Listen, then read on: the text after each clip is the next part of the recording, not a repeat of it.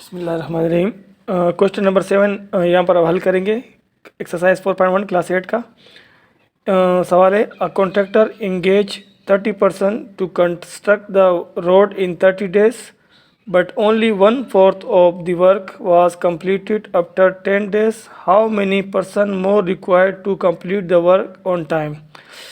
अब यहाँ पर एक ठेकेदार ने जो है 30 लोगों को लगाया एक रोड को कंप्लीट करने के लिए 30 दिन में, लेकिन उन्होंने 10 दिन में यानी पहले 10 दिन में खाली 1/4 यानी 1/4 हिस्सा जो है काम किया। तो अब बकाया जो दिन रहते हैं 20 दिन नहीं रहते हैं, तो उसमें उनको कितने लोग और लगाने पड़ेंगे ताकि वो बकाया काम जो है वो टाइम पर कंप्लीट हो सके।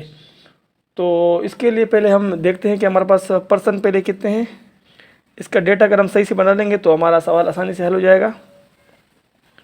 तो पर्सन हमारे पास कितने हैं, डेज कितने हैं और वर्क कितना हुआ है। तो पहले हमारे पास जो है 30 पर्सन है और उन्होंने शुरू में, क्योंकि उन्होंने 10 डेज़ का बताया क्योंकि 10 दिन उन्होंने पहले काम किया था, तो 10 दिनों में उन्होंने जो है 1/4 काम किया था। 1/4 यानी 1/4 हिस्सा काम किया था और 3/4 रहता है इसका हिस्सा। अब वो पर्सन जो है यहाँ पर हमने कह रहे कि अभी और कितने बंदे हमें चाहिए होंगे, तो इसको हम x कर देंगे क्योंकि ये हमें मालूम करना है। और 10 दिन काम हो गया और टोटल 30 दिन है, तो ये हमारे पास 20 दिन अभी और रहते हैं। तो 1/4 काम तो हो गया, तो अब हमारे पास यानी 3/4 काम जो है ये रहता है। तो यहाँ पर 1/4 और 3/4 1/4 को अगर हम हल कर लेते हैं तो ये हमारे पास आता है 0.25 के, और अगर 3/4 को हम हल कर लेते हैं तो इसको हमारे पास आएगा 0.75 के। तो अब यहाँ पर जो हमें चीज़ मालूम करनी होती है, तो इसको जो है हम एरो जो है ऊपर की तरफ लगाते हैं। तो अब पहले हम इसको देख लेते हैं, इसका कंपैरिजन कर लेते हैं।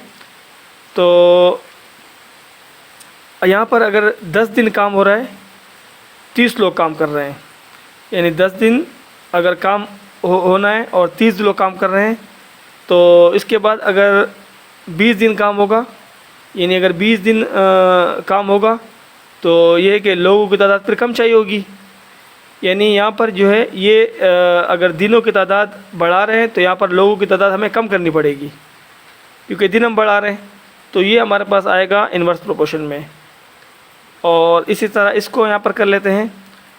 तो यहाँ पर ये कि अगर 10 दिन काम हुआ है तो ये 0.25 हिस्सा काम हुआ है, 1/4% काम हुआ है। और अगर इसी तरह 20 दिन काम होगा तो ये 3/4% यानी ज़्यादा काम होगा। तो यहाँ पर दिनों की तादाद बढ़ा रहे हैं तो यहाँ पर काम भी बढ़ रहा है। तो ये हमारे पास है, ये डायरेक्ट प्रोपोर्शन है, एरो ऊपर की तरफ लगेगा। तो अब इसको आगे हम हल करते हैं। तो यहाँ पर एरो ऊपर की तरफ है तो ये x/30 हो जाएगा। और ये इन्वर्स प्रोपोर्शन में ये होता है कि जो कीमत ऊपर है ऊपर ही रहेगी और जो नीचे है वो नीचे रहेगी। तो 10/20 होगा, यानी जो एरो जिस तरफ आएगा वो कीमत नीचे आएगी। तो अब मल्टीप्लाई, अब यहाँ पर 1/4 और ये 3/4 है, लेकिन उसको हमने हल किया तो ये 0.25 आ रहा है। तो एरो ऊपर है वो वाली कीमत नीचे आएगी, तो 0.25 नीचे आएगा 0.25, और 0.75 जो है ये ऊपर आएगी कीमत। अब इसको हम हल कर लेते हैं। यहाँ पर ऊपर 10 है, नीचे 20 है, ये 2 का टेबल इसको भी लग सकता है, इसको भी लग सकता है, लेकिन हम डायरेक्ट 10 का टेबल लगाएंगे। 10 1 ज़ा 10 और 10 2 ज़ा 20 हो जाएगा। अब 0 पॉइंट है, 0 पॉइंट है, तो 0 पॉइंट से 0 पॉइंट ख़त्म हो जाएगा। अब 25 और 75 रह गए, तो 25 का टेबल एक बार पढ़ेंगे और 25 का टेबल इसको 3 बार पढ़ेंगे तो 75 आएगा।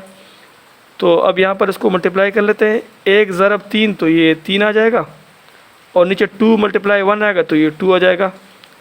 तो यहाँ पर x/30 है तो x यहीं पर रहने देते हैं, और 30 यहाँ पर डिवाइड हो रहा है तो इस तरफ जाके ये मल्टीप्लाई हो जाएगा।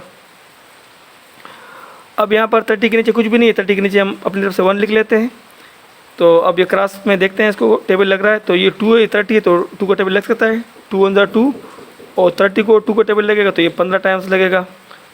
तो ये 15 ज़रब 3 ये हमारे पास आएगा 45। तो x हमारे पास 45 आया है, लेकिन हमारे पास चूँकि पहले जो है 30 लोग काम कर रहे थे, ये टोटल लोग यानी 45 काम करने पड़ेंगे, यानी टोटल 45 लोग काम करेंगे। तो हमारे पास 45 लोग टोटल काम करेंगे। इसमें से जो 30 लोग पहले से हमारे पास काम कर रहे हैं इसमें से माइनस करेंगे। तो हमारे पास जब 45 में से 30 माइनस करेंगे तो हमारे पास 15 लोग, 15% हमें मज़ीद रिक्वायर्ड होंगे। यानी टोटल हमें पहले 30 लोग थे तो हमें मज़ीद 15 लोग हमें दरकार होंगे। तो ये हमारा इस तरह से। बिस्मिल्लाहिर्रहमानिर्रहीम। क्लास 8 में एक्सरसाइज 4.1 का क्वेश्चन नंबर 8 यहाँ पर हल करेंगे। पहले सवाल पढ़ लेते हैं। A fair of carrying out 1200 kg of weight to distance of 200 kilometer is 300 rupees. How much weight can be taken to a distance of 300 kilometer is RS 500। यानी यहाँ पर ये कह रहा है कि अगर 1200 kg वज़न जो है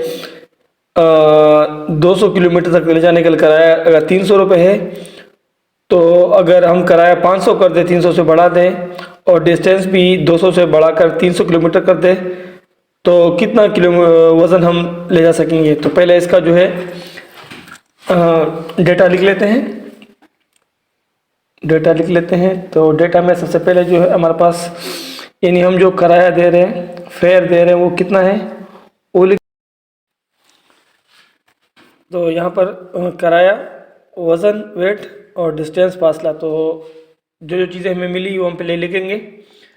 पहले ये कि हमें पहले जो किराया है वो 300 है सवाल के मुताबिक, और वज़न जो है 200 किलोमीटर है, और फासला जो है उसका कितना है, फासला उसका जो है डिस्टेंस जो है 200 किलोमीटर है, और फासला जो है वो 1200, वो वेट जो है वो 1200 किलोग्राम है।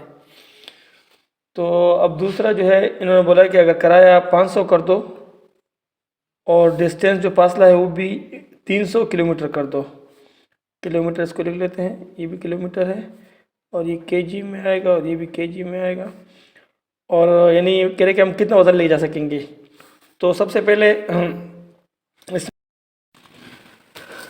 सबसे पहले हमने इसमें एरो लगाना होता है, यानी ये डायरेक्ट प्रोपोर्शन है या इन्वर्स प्रोपोर्शन है। तो जो चीज़ हमें मालूम करनी है, जैसे ये x यहाँ पर वज़न हमें मालूम करना है, तो इसमें एरो हमेशा ऊपर की तरफ लगेगा, यानी ये डायरेक्ट प्रोपोर्शन में होगा। और अब इसके साथ इसका जो है कंपैरिजन करते हैं।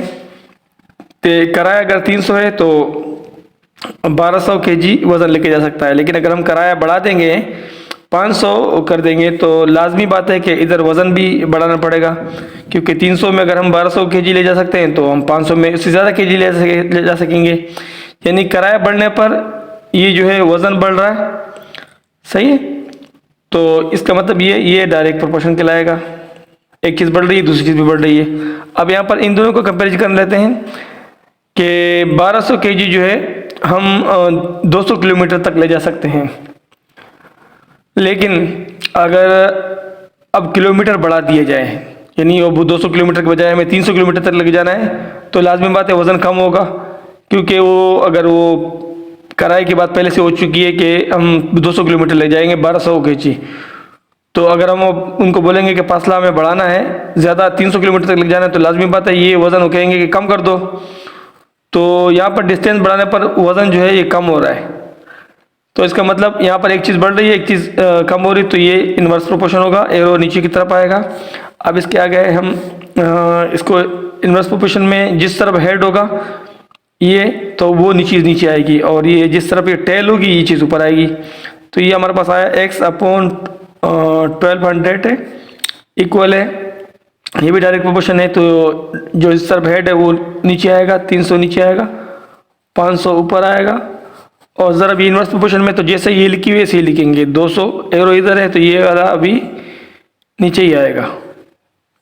तो अब यहाँ पर हम इसको टेबल लगाएंगे, तो टेबल लगा के इसको हल करते हैं। तो अब देखते हैं, अब यहाँ पर पहले ये ज़ीरो कट जाएंगे और इस ज़ीरो से ये ज़ीरो कट जाएंगे। तो अब हमारे पास क्या बचेगा, अभी हमारे पास 5 बच गया, यहाँ पर ज़रब 2, तो 5 ज़रब 2 तो 5 × 2 रह गया, और नीचे जो है 3 × 3 रह गया, तो 3 × 3। इसको हल करते हैं तो 5 दूनी 10 हो जाएंगे, और 3 × 3 9, तो ये 10 अपॉन, और ये 9 आया। और इधर है x अपॉन 1200। तो अब हमें क्योंकि x की कीमत चाहिए तो x बराबर हो जाएगा 10/9 है और ये मल्टीप्लाई हो जाएगा 1200 से, क्योंकि 1200 यहाँ पर डिवाइड हो रहा है तो इस तरफ जाके मल्टीप्लाई होगा। अब यहाँ पर 9 है, यहाँ पर 12 है, तो 3 का टेबल लग सकता है इसको, तो 3 3 9 हो जाएगा और 3 4 12 और 00 यहाँ पर आएंगे। तो अब यहाँ पर इसको मज़ीद हल करते हैं। तो 10 को अगर हम यहाँ पर 400 से ज़रब करते हैं तो ये हो जाएगा 4000 और नीचे 3 ज़रब इधर कुछ भी नहीं है, तो मतलब ये यहाँ पर कुछ भी नहीं था, 1 था, 3 ज़रब 1 3 हो जाएगा। तो 4000 अपॉन 3 आ रहा है। इसको अगर हम कैलकुलेटर से या इसको ऐसे भी डिवाइड करते हैं तो हमारे पास जो जवाब आएगा वो आएगा 1333 पॉइंट और ये 3 इस तरह से। ये आंसर इसका जो है x इसका जो नहीं यानी इतना जो है, हाँ ये तो जो किताब में जो जवाब दिया वो ऐसा नहीं है, लेकिन हो सकता है कि सवाल गलत दिया हो और किताब में जवाब उन्होंने हिसाब से दिया हो। तो यहाँ पर इसको अब इस तरह से देख लें।